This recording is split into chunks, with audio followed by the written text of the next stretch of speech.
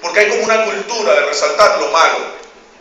No, es que la educación tiene esta debilidad. Ay, las cosas. Yo no estoy diciendo que ocultemos lo malo. No, lo malo hay que mostrarlo para reconocerlo y para resolverlo.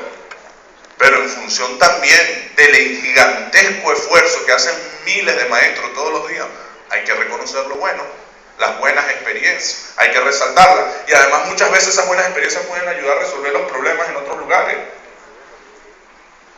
Entonces nosotros tenemos que hacer esos congresos todos los años y mostrar las cosas buenas, publicarlas, que los den, compartirlas.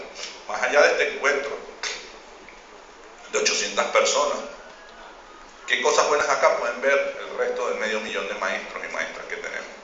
Entonces esa es la segunda. Y nosotros estamos haciendo un esfuerzo. Ustedes saben que el ministerio tiene como varias editoriales. Yo dije, miren, eso hay que organizarlo en una sola política editorial. Y esa política editorial, lo primero que tiene que hacer es ser un espacio para que la maestra y el maestro puedan publicar. ¿Cómo hacerlo? Bueno, vamos a debatirlo. Lo que se genera en el sistema de formación e investigación, lo mejor, tiene que ser un espacio para que el maestro publique. Lo que se genera en los congresos tiene que ser un espacio para que las maestras y los maestros publiquen. Esta decisión yo la tomé en la última feria. Yo caminé mi feria y cuando veía editoriales que tenían que ver el tema educativo, como estoy en esta nueva tarea, me metía y empezaba a revisar, dame la lista de textos. Casi nada de maestros y maestras venezolanos. Así es. Ustedes me van a decir con sinceridad que el maestro y la maestra venezolana no hace cosas buenas como para que estén ahí publicadas. Pero si no tiene dónde publicarse, no lo vamos a ver ahí. Incluso en nuestro propio stand del IFA, no habían cosas del maestro y la maestra venezolana. Eso no puede pasar así en la próxima feria. No puede pasar. Porque además si fuese que uno dijera, bueno, pero es que nuestros maestros no investigan. Bueno, pero aquí está la muestra, 6.000 ponencias. Seguramente dentro de esas 6.000 ponencias habrá cosas de suficiente calidad para nosotros mostrarla con orgullo en los congresos internacionales, en las ferias del libro, para publicar. Entonces, por eso anuncio esta segunda decisión. Sigo. Esta maravillosa experiencia que ha valorado como positiva, como los maestros se han encontrado, reconocido, escuchado y han podido compartir experiencias, angustia, esperanza, datos, nos permite entender que las relaciones y la articulación es una fuente de acompañamiento y de relacionamiento invaluable. Todas y todos nos han dicho que encontrarse es renovar el espíritu y que les gustaría que fuera sostenido. Entonces, aquí hago mi tercer anuncio. Vamos a crear el movimiento pedagógico. Y quiero ser muy claro con esto. No estoy hablando de un sindicato, yo no me meto en el tema del sindicato, yo los atiendo y respeto su autonomía. Estoy hablando de otra cosa que no es sindical. Estoy hablando de un movimiento pedagógico que no esté conformado solo por maestros, sino por trabajadores comunitarios, cultores, deportistas y todo aquel que esté trabajando por la educación, de modo que podamos pensar la educación y generar programas de acción conjunta en pro de la calidad educativa. Convocamos a todos los que aman el país, a todos los que aman la educación, los convocamos a organizarse y a moverse por una educación de calidad.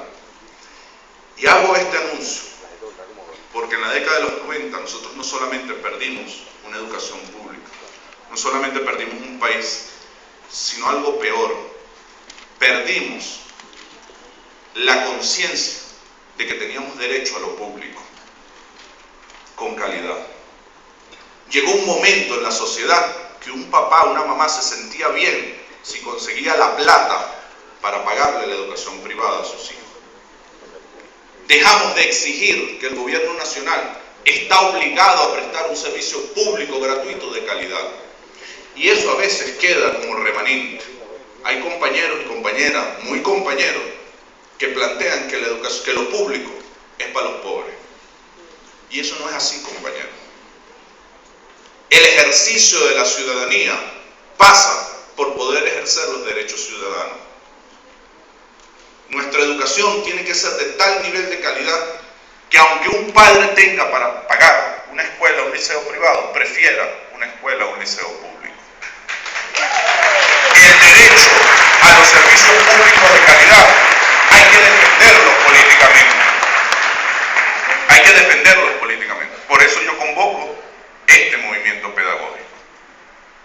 nosotros defendamos y construyamos juntos una educación pública, gratuita y de mucha calidad, para que la sociedad se involucre en el tema y no lo sienta como algo, no, eso no es conmigo.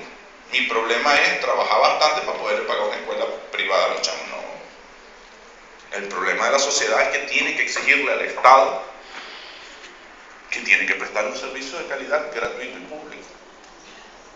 Si eso se desaparece de la batalla social, de la bandera de lucha de la sociedad, bueno, se mete el capital a hacer negocio donde no puede hacer negocio.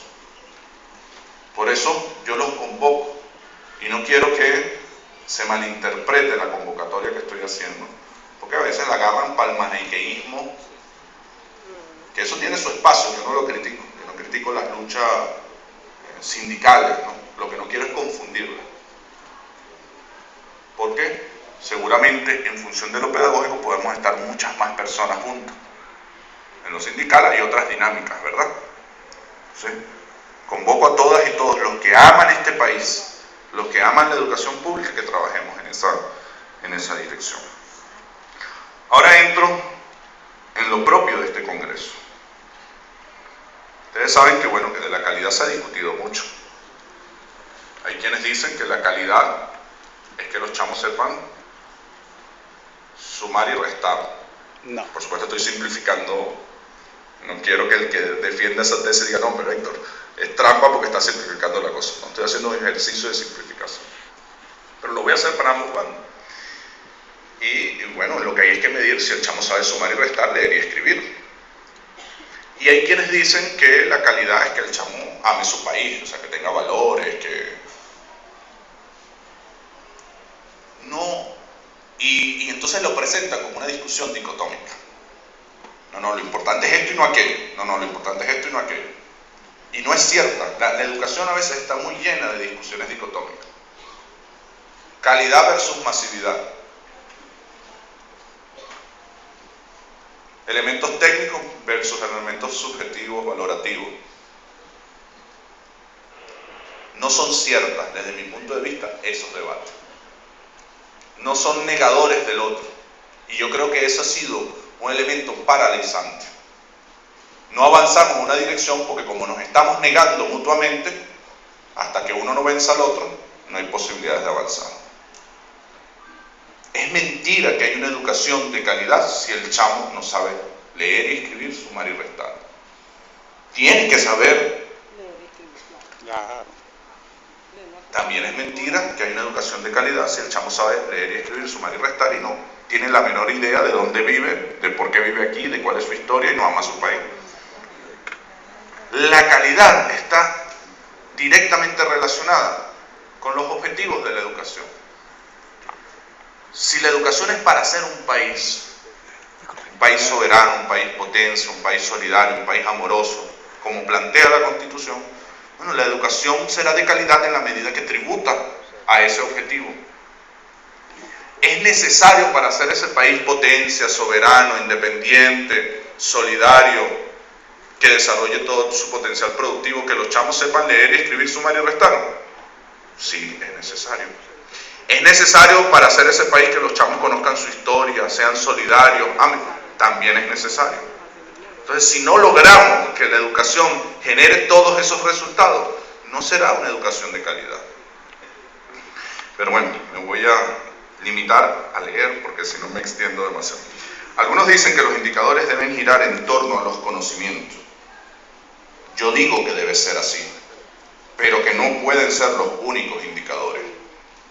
Es importante que nuestros estudiantes sepan leer, escribir, sumar, restar y leer geografía. Estoy simplificando, por supuesto. Pero también es importante que conozcan a Bolívar, que amen la patria, que la quieran defender, que sean solidarios, que conozcan su historia local y tengan capacidad de reflexión crítica del mundo. Algunos ponen énfasis en los aspectos cognitivos, que tengan conocimientos técnicos y políticos y los ubiquen en perspectiva histórica. Yo digo que es muy importante, pero no es suficiente, porque hay otras dimensiones de la educación que debemos cuidar. La dimensión moral, que sepan discernir entre lo que está bien y lo que está mal, y decidan siempre por el bien. la dimensión corporal, que puedan crecer sano, y la dimensión efectiva, que puedan sentirse queridos, aceptados y valorados en su ser, y que sean capaces de querer, de aceptar y de valorar en la diversidad. Estas dimensiones deben ser medidas de alguna manera y deben formar parte de los indicadores de calidad. Algunos dicen que la calidad no es cantidad, otra de las discusiones dicotómicas. Yo digo que no podemos hablar de calidad sin equidad. Por eso defendemos la masificación y la inclusión, y que esos son indicadores de calidad. No podemos decir que el país tiene una buena educación si esa educación es para algunos, mientras que la mayoría no tiene acceso y están condenados a estar fuera del sistema educativo.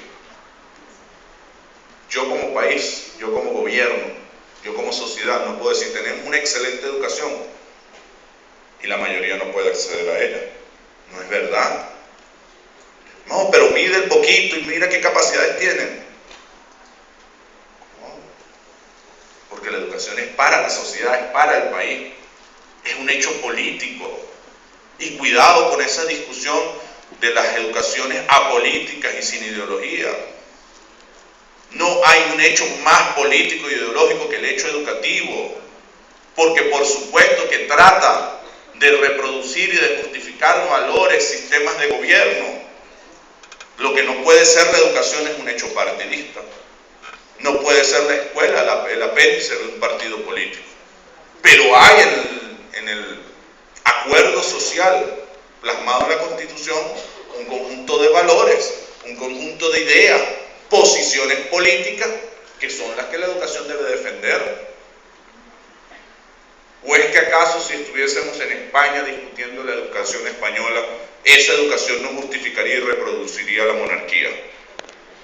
¿O es que acaso, ya que estamos en Venezuela, no tiene que defender la república, los principios bolivarianos, la solidaridad, el Estado social de derecho y de justicia? ¿Son eso o no posiciones políticas e ideológicas? Pero algunos en el debate tratan de confundir la política con los partidos políticos. Son cosas distintas. Y a lo mejor podrán intentar engañar en la baja política electoral, pero al maestro y a la maestra no lo pueden engañar. Porque el maestro y la maestra tienen que ser seres conscientes y capaces de discernir políticamente. El maestro y la maestra es un ser político, como todo ser social, pero yo diría el ser más político de todos. Y tiene que el maestro y la maestra reconocerse como tal. No les estoy pidiendo que asuman una posición partidista. Les estoy diciendo que tienen que tener una posición política que es distinto. ¿Qué pienso yo ante distintos valores de la vida? Ante la libertad, ante la igualdad. ¿Cuáles son los modelos sociales que existen y cuáles comparto yo de eso? El maestro tiene que saber discernir eso. Tiene que saber ubicar qué modelos políticos plasma la Constitución y cuáles la contradicen. Porque ustedes están formando la patria, la república, y eso es un hecho político. No podemos hablar de calidad sin equidad, por eso defendemos la masificación y la inclusión, y que esos son indicadores de calidad. No podemos decir que el país tiene una buena educación si esa educación es para algunos, mientras que la mayoría no tiene acceso y están condenados a estar fuera del sistema educativo. La calidad debe tributar a una idea de igualdad sustantiva que se manifiesta no en la igualdad de oportunidades, sino en la igualdad de condiciones. Pongo el ejemplo que ponía cuando era dirigente estudiantil. Las universidades autónomas dicen que el ingreso es igual para todos porque, bueno, todos tienen la oportunidad de presentar una prueba interna, ¿verdad?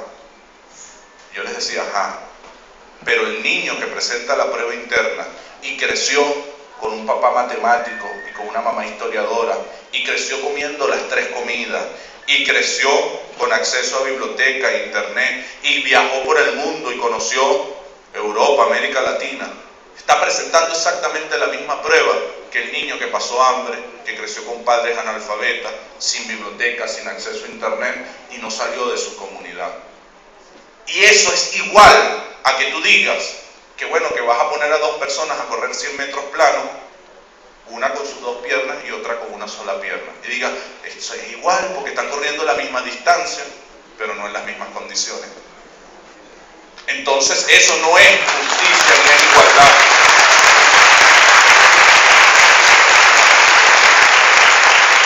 Nosotros tenemos que trabajar en las condiciones materiales y subjetivas del pueblo. Tenemos que comprenderlo. No podemos caer en esa trampa. Bueno, que corran los 100 metros planos. El que llega primero se gana el derecho a seguir en la educación. Se gana el derecho a vivir con dignidad.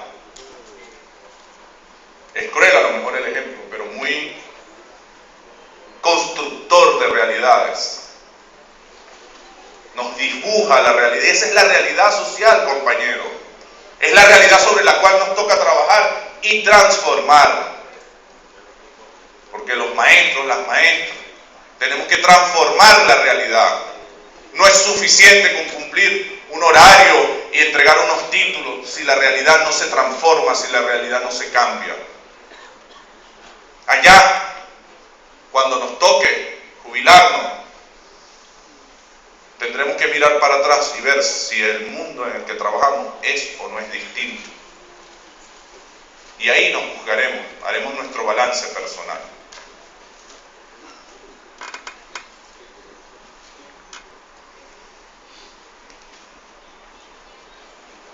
Algunos dicen que la calidad se vincula al conocimiento científico,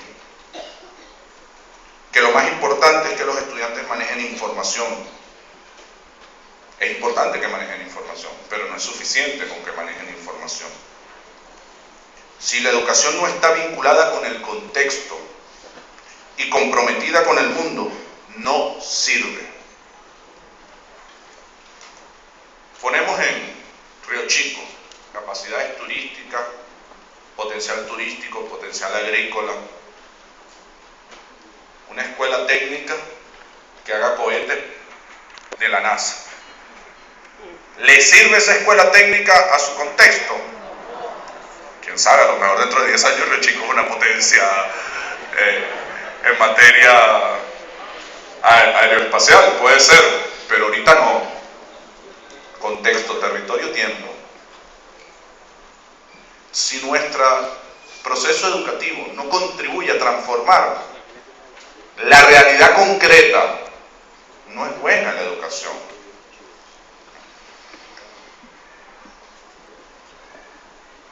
Por eso debe ser una educación pertinente y los estudiantes deben prepararse para entender el contexto, pero además para comprometerse con él.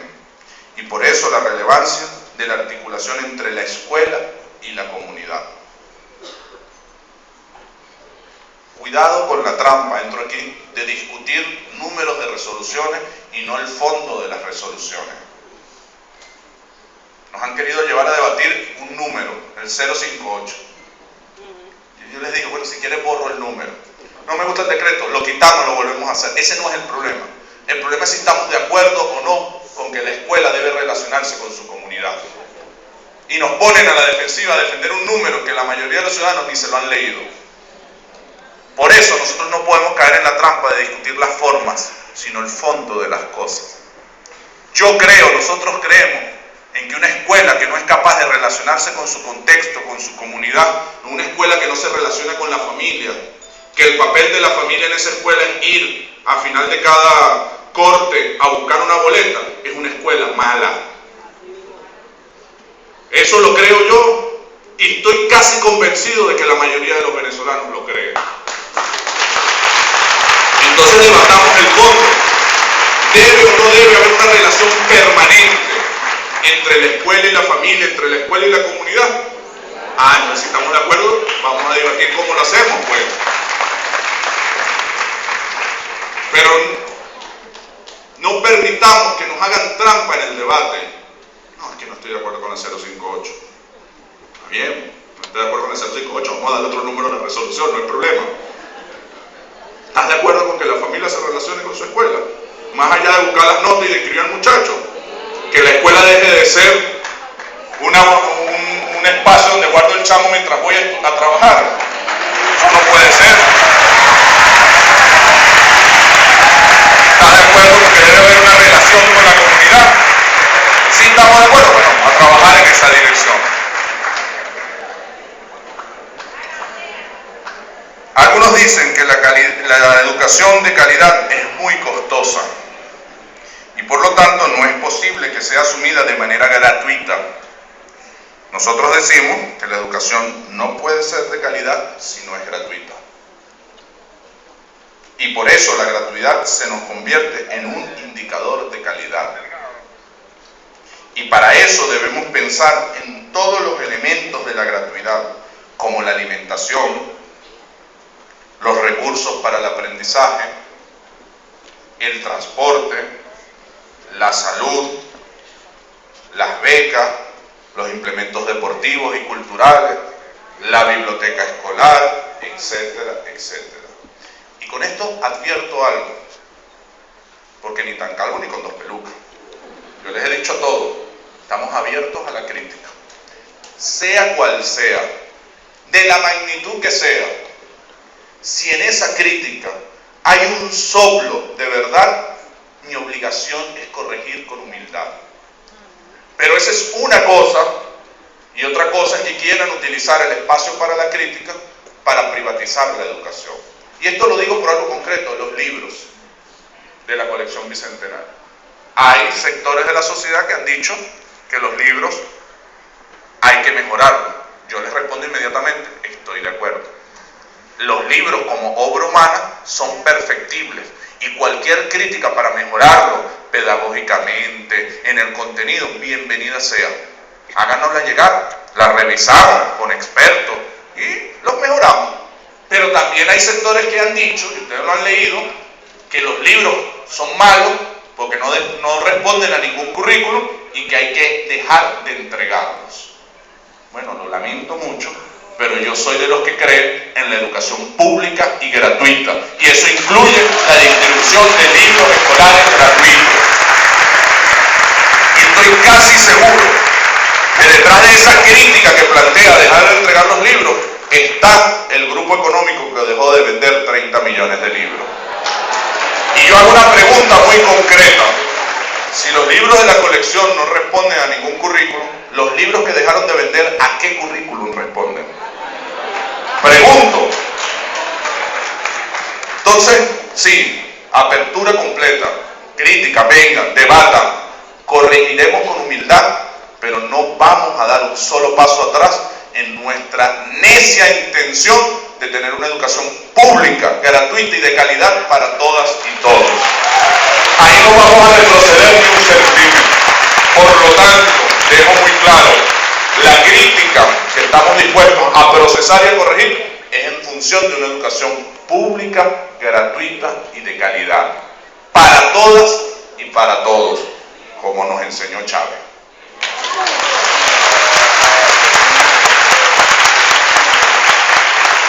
Algunos dicen que la calidad debe de medirse solo a los estudiantes.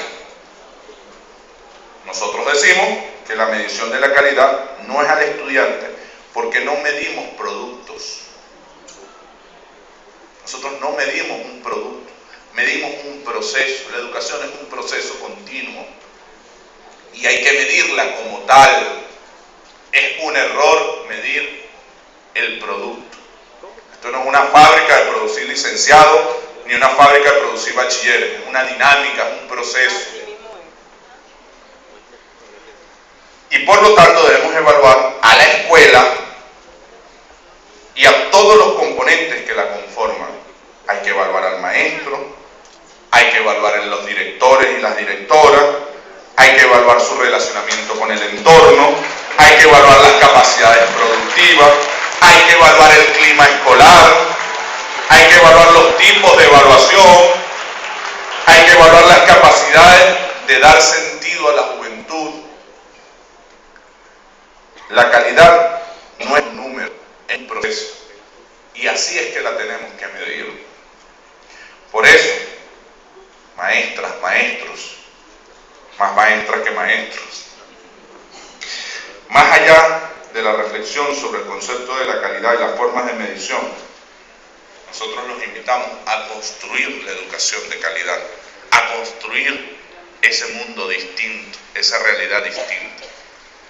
Que no se quede esta consulta solamente en vernos la cara para decir hemos hecho mal esto y hay que hacer esto. Que esa consulta sea un espacio de encuentro para que juntos hagamos las cosas hermosas que estamos destinados a hacer. La patria bonita, la sociedad bonita, la juventud bonita, los sueños bonitos.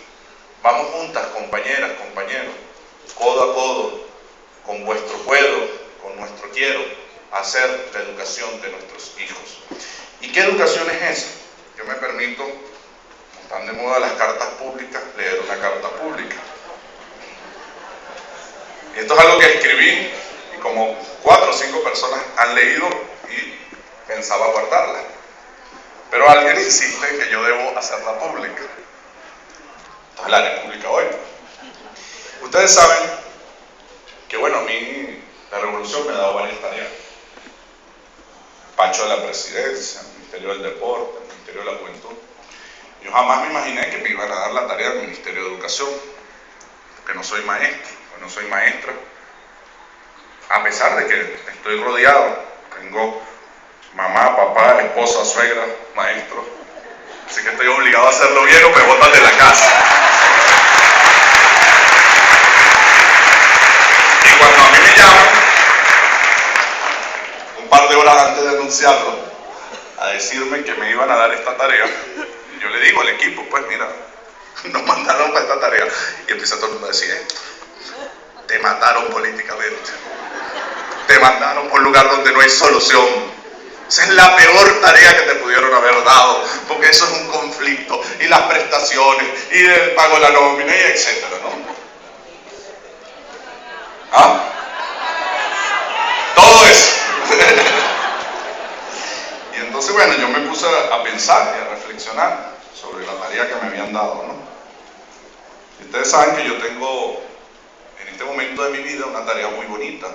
No estoy hablando del Ministerio de Educación, sino que estoy en una tarea muy bonita de ser papá.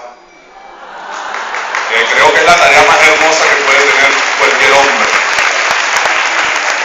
Yo tengo un niño hermosísimo que se llama Sebastián, que tiene 1 año y 9 meses. Y entonces yo me puse a jugar con él y a pensar en mi nueva tarea de ser ministro de Educación. Y escribí algunas cosas. Y 4, 5, 6 meses después, siendo ministro de Educación, les puedo asegurar que no solamente no es la tarea más difícil, no es la tarea más complicada, sino que además es la tarea más hermosa que me pudieron haber dado. Que es no ser ministro de Educación, sino hacer una escuela para Sebastián. Y entonces yo escribí una carta que se llama Una escuela para Sebastián. A mi hijo, ¿no? Y dice, hijo de la vida, hijo, la vida me ha dado la tarea más hermosa que le pueden dar a un patriota. Me han dado la tarea de soñar y tratar de hacer la escuela donde estudiarás con tus amigos. Desde que llegaste a mi vida, comprendo más a Andrés Eloy Blanco, cuando nos dice que cuando tenemos un hijo, tenemos todos los hijos del mundo. Cuidado. Así es. Tenerte a ti ha sido incrementar nuestras angustias, porque los hijos de la patria no se queden mirando para toda la vida al barranco. Ha sido incrementar la sonrisa cuando vemos cualquier niño sonreír. Ha sido asustarnos cuando vemos cualquier niño que se puede caer. Ha sido tener más ganas y más razones para hacer una patria donde ustedes vivan felices. Sueño con una escuela donde te formes para la felicidad, para que sonrías, para que ames, para que nunca tengas rencores en tu corazón. Una escuela donde broten los colores y las notas musicales. Una escuela donde te incentiven la curiosidad y más que hacerte preguntas, te hagan preguntón. Que a cada cosa le sigas con un porqué. Que siembren en ti las ganas de descubrir, de saber, de indagar, de innovar. Quiero que tengas una escuela que no sea dogmática, que se atreva a crear, que se revele a los paradigmas, que sea capaz de inventar nuevas realidades, nuevas formas, nuevas respuestas. Una escuela que te rete y te enseñe a retar las realidades.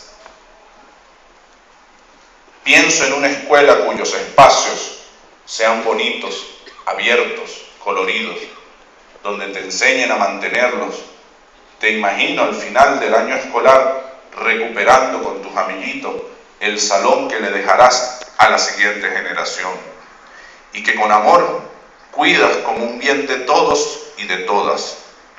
Te imagino en tu escuela leyendo o jugando o cantando o solo descansando a la sombra de una mata de mango, comiéndote una de las frutas que aprendiste a sembrar y correteando al perro o al gato que los acompaña como mascota de la escuela. Te imagino en la noche enseñándome lo que aprendiste, a cocinar para tus compañeros en el comedor escolar. Te imagino en la cancha inventando juegos o en el teatro recreando entre los clásicos que has leído o los personajes que has inventado. Te imagino en un espacio sin rejas, donde en los salones sople el viento y la luz se cuele por los ventanales. Hijo, quiero que tus maestros te amen y que tú los ames a ellos. Que tus maestros sean tus héroes, de esos que de niño uno aspira a ser como ellos. Quiero que tus maestros te lean y te acompañen a leer, que sueñen y te acompañen a soñar. Quiero que tus maestros te acompañen a jugar. Quiero que tus maestros sigan siendo estudiantes mientras te enseñan y se sigan preguntando el porqué de las cosas. Y si no las podemos hacer mejor o distintas, quiero que tus maestros aprendan de ti. Hijo, quiero que cuando te despiertes lo hagas alegre porque vas a la escuela.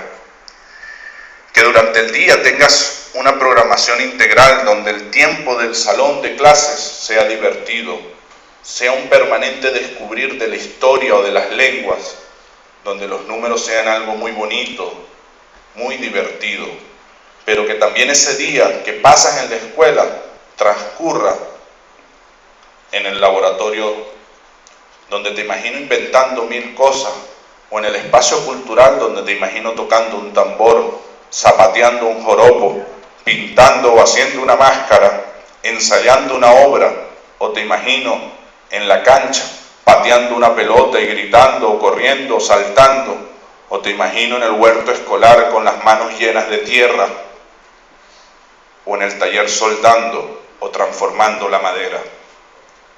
Sebastián,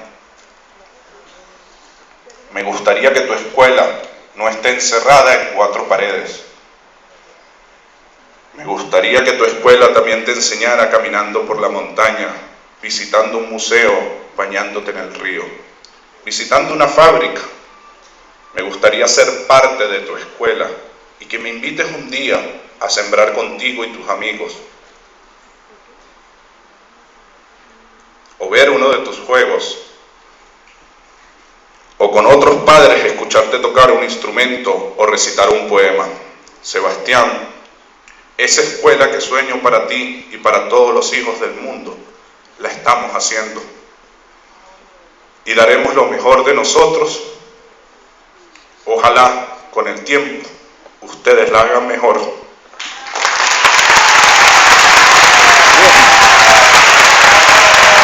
Los quiero.